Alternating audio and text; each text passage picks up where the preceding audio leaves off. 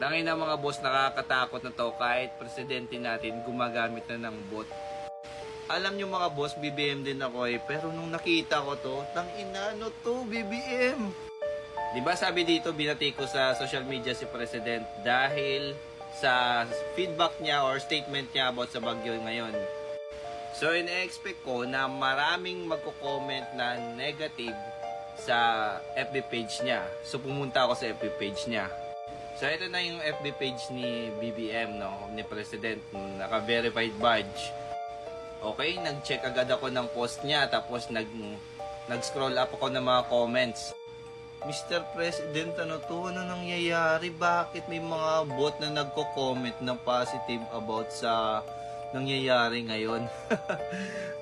Mga boss, check nyo yung FB page niya. Sabihin nyo kung sinungaling, kung hindi totoo to. Ayan, check nyo yung profile. Ayan yung mga profile yan. I-click nyo tapos scroll up nyo. Or i-check nyo yung ibang profile. Wala na.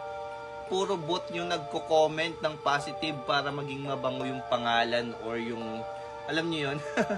Ano nangyayari? Mas inuna pa gumawa ng paraan para maging mabango yung social media mo bago yung mga tao dun sa Bicol.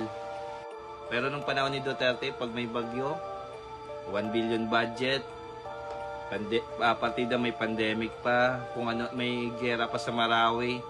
Basta comment nyo lang dyan mga boss, anong masasabi nyo? Anyway, check nyo din yung FB page ni Mr. President.